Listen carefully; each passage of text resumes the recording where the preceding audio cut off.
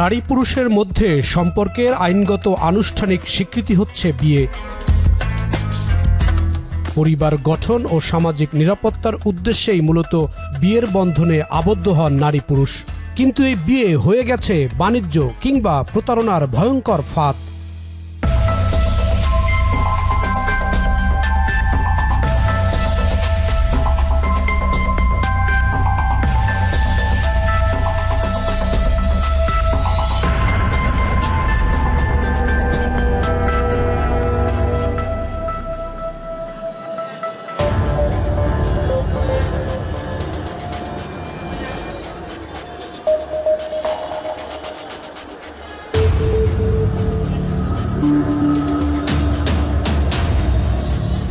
বিয়ের নামে কাবিন বাণিজ্য, ভুয়া বিয়ে সমাজে ব্যাধির মতো বাড়ছে।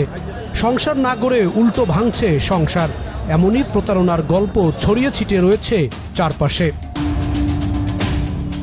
বিয়ে হচ্ছে নারী পুরুষের মধ্যে আনুষ্ঠানিক একটি সম্পর্ক। এই সম্পর্কটি মূলত করা হয় পরিবার গঠন করার জন্য। তবে ইদানিংকালে বিয়ে নিয়ে বাড়ছে কাবিন বাণিজ্য, মামলা বাণিজ্য কিংবা প্রতারণার বিয়ে। অন্যদিকে কাগজের বিয়ের সংখ্যা বাড়ছে হু হু করে। এই বিয়েগুলোর মাধ্যমে সংসারে শান্তির পরিবর্তে শুরু হচ্ছে অশান্তি। আর এই অশান্তি থেকে শুরু হয় মামলা, জেল জরিমানা এবং বড় রকম অপরাধের মধ্যে জড়িয়ে যাচ্ছে এই বিয়ের সাথে জড়িত ব্যক্তিরা। বিয়ে এখন একটি অপরাধ। কী ধরনের অপরাধ সংগঠিত হচ্ছে সেই জটিল প্রক্রিয়ায় খুঁজে বের করবে টিম এখন।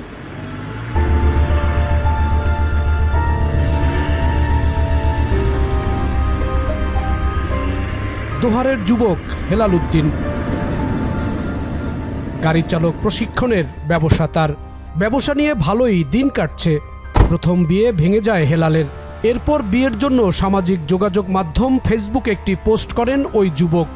সেখানে তিনি জানান, ধর্ষিত একটি মেয়ে খুঁজছি। এই তথ্যের ভিত্তিতে খোঁজ মেলে কেরানীগঞ্জের মনীষা আক্তার নামে এক মেয়ের। সেই ঘটনা তুলে ধরেন হেলাল। ফেসবুক আইডিতে একটি স্ট্যাটাস দিই, দর্শিত একটি মেয়ে খুঁজছি, অন্য সাইটগুলো পছন্দ হলে বিয়ে করতে রাজি আছি। 1 মাস 26 দিন পর ফেসবুক দেখে ঘটক গিয়ে বলে একটা মেয়ে আছে এরকম নির্যাতিত, মেয়েটা কেমন, দেখলে তোমার পছন্দ হবে। মেয়েটাকে দেখলাম, দেখি যে মেয়েটার মাথার চুল এইটুকু 1 বিঘত চুল কেটে দিয়েছে। নির্যাতনকারীরা ধর্ষণ করে মেয়েটার মাথার চুলও কেটে দিয়েছে। তো আমি বিষয়টাকে পজিটিভ হিসেবে নিলাম যে তাহলে তো ওনারা সম্মানী মানুষ, সম্মানী না হইলে যে নিজের সম্মান তো গেছে তো যাক, ওদেরকে যারা অপরাধ করছে তাদেরকে শাস্তি দিয়েই ছাড়বো, এরকমই বলতো মানুষ। তো পরবর্তীতে আমি বিয়ে করতে রাজি হই। আমি বলি এই মেয়েটাই আমার পছন্দ হয়েছে, আমার আম্মুকে নিয়ে আসি। তো মেয়ের দাদুও বলে, মাও বলে যে আমার নাতিকে নিতে হইলে তুমি কি দিয়ে নিবে তাই বলো। তা আপনাদের দাবি কি? আমাদের দাবি হলো 5 লাখ টাকা দিতে হবে কাবিনের টাকা নগদ দিতে হবে, এছাড়াও 5 ভরি স্বর্ণ দিতে হবে। পরবর্তীতে আমি বিয়েতে 2 লাখ টাকা কাবিন দেই, কাবিন উল্লেখ করে বিয়ে করি এবং ওই স্বর্ণ বাবদ সেটা ওসুল করে দিই। তো পরবর্তীতে বিয়ে হয়। বিয়ের পর আমার বাড়িতে চলে আসে। অনলি 4 দিন আমার সাথে ভালো আচরণ করছে, সম্পর্কটা অন্তরঙ্গ ছিল। 2023 সালের 22 সেপ্টেম্বর 2 লাখ টাকা দেনমোহর নির্ধারণ করে বিয়ে সম্পন্ন হয় হেলাল ও মনীষার। বিয়ের কিছুদিন পরেই শুরু হয় তাদের মধ্যে দ্বন্দ্ব। এক পর্যায়ে বাপের বাড়ি চলে যায় হেলালের স্ত্রী। কয়েকদিন পর শ্বশুরবাড়ি গেলে হেলালকে মারধর করা হয়। সংসার না করার কথা জানিয়ে দিয়ে আটকে রাখা হয় হেলালকে। তো এরকম শ্বশুর শাশুড়ি আমার বাড়িতে আসলো, আয়সা বলে তোমার বয়সটা কত, আমার মেয়ের বয়স কত, তোমার কাছে বিয়ে দিয়েছি তোমার টাকা পয়সা দেখে, তো তুমি আমাদেরকে এখন, আমার স্বামী ব্যবসা করবে, শাশুড়ি বলতেছে যে তোমাকে 10 লাখ টাকা দিতে হবে।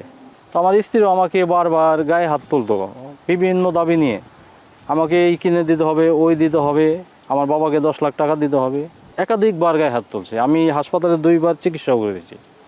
স্ত্রীর মার খেয়ে 9,50,000 টাকা শাশুড়ির ব্যাংক অ্যাকাউন্টে দিই এবং বিকাশও টাকা দিই এবং ক্যাশ নিয়েছে। সব মিলে ক্যাশ বিকাশে ব্যাংক অ্যাকাউন্টে মিলে আমার শাশুড়িকে দেওয়া হয়েছে প্রায় 15 লাখ টাকা। টাকা নেওয়ার পর আমার কথাই শোনে না। এক পর্যায়ে আমার বাড়ি থেকে চলে আসলো, পালায়ে চলে আসছে। পরবর্তীতে এক পর্যায়ে আমি শ্বশুর বাড়িতে ঠিকই যাই। শ্বশুর শাশুড়ি স্ত্রী এলোপাতারি কিল ঘুষি লাথি মারতে শুরু করলো। তো আমি পুলিশের সেবা নাম্বার 999-এ ফোন দিই। এই মেয়ের আগে আরও দুটি বিয়ে হয়। আগের একটি বিয়ে হয় 2022 সালের 4 মার্চ রবিউল নামের এক যুবকের সঙ্গে। নিখানামায় দেখা যায় মেয়েটির জন্ম তারিখ দেখানো হয়েছে 5 নভেম্বর 2003। এই বিয়ের দেনমোহর ধরা হয়েছে 5 লাখ টাকা। আর হেলালের সঙ্গে বিয়ের কামিননামায় জন্ম তারিখ দেখানো হয় 5 নভেম্বর 2001 সাল। অর্থাৎ দুটি বিয়ের তথ্যে দুই ধরনের জন্ম তারিখ। হেলাল অভিযোগ করেন তার স্ত্রী তাকে বিয়ের আগে দুই যুবককে 4 বার বিয়ে করেছেন। সব বিয়েতে তিনি নিজেকে কুমারী দাবি করেন।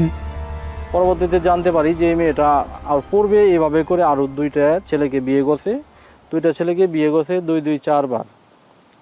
হ্যাঁ, প্রশ্ন করতে পারেন যে 2টা ছেলেকে 4টা বিয়ে কিভাবে করে। ওই একটা ছেলেকে বিয়ে করার পরে চলে আসে, আইসা নিজে থেকে ডিভোর্স দেয়।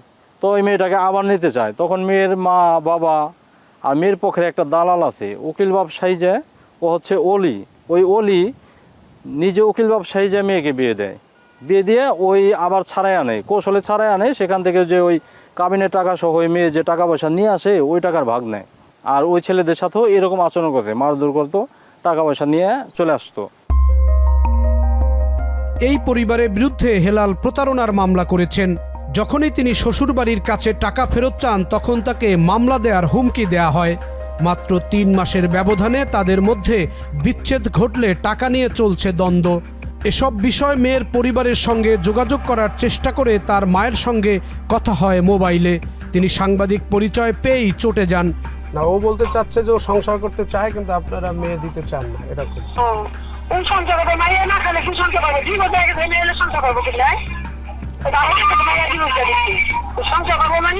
ঘটনা সম্পর্কে জানতে চাইলে মেয়ে এখন আলাদা থাকে বলেন।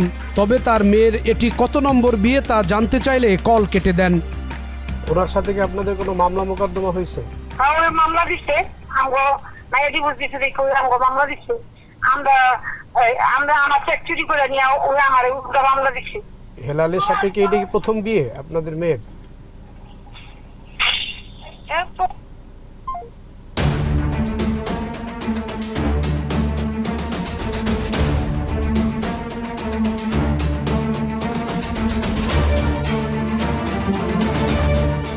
কেরানীগঞ্জের পর এবার যেতে চাই রাজধানীর কলাবাগানের একটি ঘটনায়।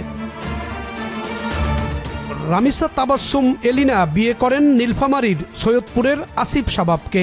2022 সালের 8 মে তারা বিবাহ বন্ধনে আবদ্ধ হন। বিয়ের পর তাদের সংসার কিছুদিন ঠিকঠাক চলে।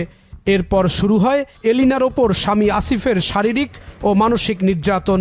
এভাবেই চলে স্বামী স্ত্রীর মধ্যে 3 বছরের সম্পর্ক। বিয়ের পর থেকেই বেকার স্বামীকে আর্থিকভাবে সহযোগিতা করেন স্ত্রী এলিনা। তিনি অনলাইনে ব্যবসাও করেন। তবে প্রায় জুড়ত স্বামীর নির্যাতন। তাদের পূর্ব পরিচয় থেকে বিয়ে হয়। মেয়েটির আগে একটি সম্পর্কের ঘটনা জেনেই ছেলের পরিবার বিয়েতে রাজি হয়। দুই পরিবারের অভিভাবকদের উপস্থিতিতেই ওই বিয়েটি সম্পন্ন হয়। এই বিয়ের আগে বলা হয়েছিল যে চাকরি করে সে, জেমকন গ্রুপে ইভেন্ট কোম্পানিতে চাকরি করে সে। বিয়ের 1-1.5 মাসের মধ্যেই প্রমাণিত হয় সে কোথাও চাকরি করে না। একটা আলাদা বাসা ভাড়া নিয়েছে মিরপুরে, বাসা ভাড়া দিতে পারছে না, কোনো কাজ বা কোনো কিছুই সে করে না। তখন আমার পরিবার থেকে একটা কাপড়ের বিজনেস খোলার জন্য টাকা দেওয়া হয়। বেশ বড় একটা অঙ্কের অ্যামাউন্ট দেওয়া হয় পাকিস্তানি কাপড়ের। এরপরে ব্যবসা শুরু করার পরে প্রথম আমার গায়ে হাত তুলে, কারণ ব্যবসার ট্রেড লাইসেন্স তার নামে করবে। ব্যবসার টাকা আমার পরিবার থেকে আমার মা দিয়েছে। আমার যা সেভিংস ছিল সেগুলো আমার জন্য, যেগুলো আমার নানি রেখে গিয়েছিল, সেগুলো ভেঙে সব কিছু ব্যবসাতে দেওয়া হয়েছে। কিন্তু ট্রেড লাইসেন্স তার নামে করবে, কারণ তাকে, সে ইউরোপ যেতে চায়, তাকে তার নামে সব কিছু দেখাতে হবে। এটা কজ দিয়েছিল। বাট এখন যদি চিন্তা করি, এখন দেখা যায় সব আসলে পূর্ব পরিকল্পিত ছিল। বিয়ের 3 বছরে নগদ টাকা ও স্বর্ণালংকার সহ মেয়ের পরিবারের কাছ থেকে বিভিন্ন সময় প্রায় 2 কোটি টাকা হাতিয়ে নিয়েছে ছেলেটি। বিভিন্ন সময় ব্যাংকের লেনদেনের তথ্য প্রমাণ রয়েছে আমাদের হাতে। একটি ব্যাংকিং লেনদেনে দেখা যায় 4 দফায় 19 লাখ টাকা দেয়া হয়।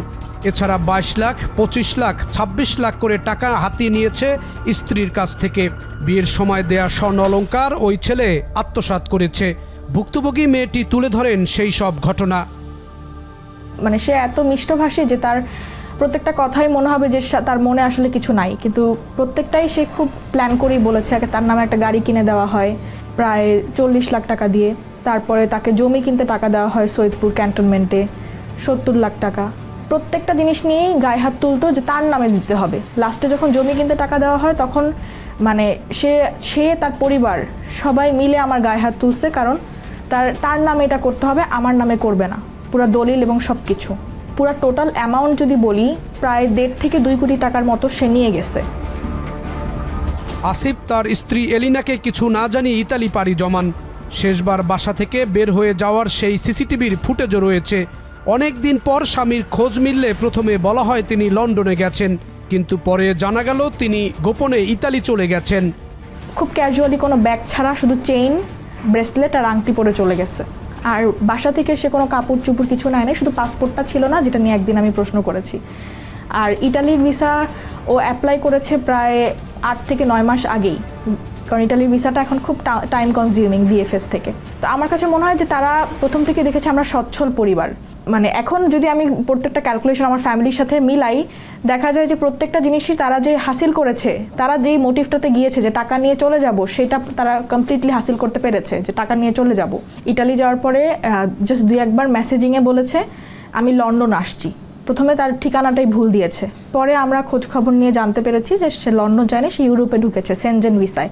তারা এখন এমন একটা পর্যায়ে আছে যে ছেলে বিদেশ চলে গেছে, এখন তারা আর কোনো কিছু নিয়ে কেয়ার করে না, বরং আমাদের উপরেই আরও তারা অ্যাটাক করতেছে অনেকভাবে। ফেসবুকে বাজে ডিফেম করতেছে, বাজে কমেন্ট করতেছে, অনেকভাবে হুমকি দিচ্ছে, বাসায় লোকজন পাঠাচ্ছে, আমার পরিবারের অনেককে অনেকভাবে বিরক্ত করতেছে। তবে ঘটনা জানার জন্য এলিনার শ্বশুরের সঙ্গে যোগাযোগ করা হলে তিনি বিয়ের পর সব ঘটনার দোষ চাপালেন ছেলের বউয়ের ওপর। তার চলাফেরা নিয়েও তুললেন আপত্তি, কিন্তু বারবার এড়িয়ে গেলেন টাকার প্রসঙ্গ আর প্রতারণা করে ছেলের বিদেশ যাওয়ার কথা। মেয়ে এবং ছেলে দুইজনের সঙ্গে যোগাযোগ করতে হবে। আচ্ছা, ঠিক আছে, তাদের কাছে জেনে নিতে হবে। এখন অভিযোগ করতেই পারে। অভিভাবক হিসাবে আপনার ভূমিকা কি, মানে অভিভাবক হিসাবে আপনি ব্যাপারটা জানেন কিনা? না, আমার জানা অজানাতে কিছু যায় আসে না। ঠিক আছে, তো আর যখন একটা গন্ডগোল লাগতে সে অভিযোগ করতেই পারে, তো সেগুলোর ফয়সালা আইনগত ভাবে হওয়াই ভালো। তার আগের একটা বিয়ে হয়েছিল, সেখানকারও রিপোর্ট আছে, অভিযোগগুলো আছে, এগুলো আছে। হ্যাঁ, দুই পক্ষের মধ্যে যদি বনিবনা না হয়, তার মানে আমার সঙ্গে দ্বন্দ্ব। কারণ আমার কথাটা যদি তার পছন্দ না হয়, ঠিক আছে, তাহলে তো তার করার কিছু নেই। তার নিজস্ব মতামত পছন্দ থাকতেই পারে একরকম। সে অভিযোগ করছে যে আপনার ছেলে তাকে না জানিয়ে বিদেশ চলে গেছে, এটা সে প্রথমে জানতো না। এইটা আর একটা বিষয় হচ্ছে যে বড় একটা টাকার লেনদেনের কথা বলছে, যে অনেক টাকা আপনার ছেলের কাছে এবং স্বর্ণের অনেক কিছু তাকে দেয়া হয়েছে, কিন্তু সে এখন কোনো যোগাযোগ করে না, সংসার করতে চায় না। এটা হচ্ছে মোটা দাগের অভিযোগ আর কি। 12 বছর পত্রিকার সঙ্গে কাজ করছি। জি হ্যাঁ, জি, ঠিক আছে। তো এখন ঘটনা হলো যে এটা আপনি গভীরে যাবেন, রিপোর্ট সত্যতার সঙ্গে করবেন, জি, কোনো প্রকার কথা বিকৃত করবেন না, আমি যেগুলো কথা বললাম। হ্যাঁ, আর 2 নম্বর কথা হলো তার যে অভিযোগ আছে সেই অভিযোগে সে আইনগত ব্যবস্থা নিতে পারে। শ্বশুর শাশুড়িকে জঘন্য ভাবে গালাগালি করে, হ্যাঁ, আর 1-2 দিন না একটু পর পর গালাগালি করে, ছেলে বাড়ি থেকে আত্মরক্ষার জন্য পালাই যায়। এগুলো 3 বছর ধরে চলতেছে। এগুলা কি নাটক করে? এটা কি মেনে স্বামীর বিরুদ্ধে অভিযোগ? তো স্বামীর যদি খারাপ হয় তো স্বামী চলে যায়, ভালোই করছে। এই কথাটা তার মা এবং সে বলছিল যে ঝগড়া তো একতরফা হয় না, এমন তো ভালোই হয়েছে। যেহেতু আমার ছেলে খারাপ, ছেলে চলে গেছে তো ভালোই হয়েছে।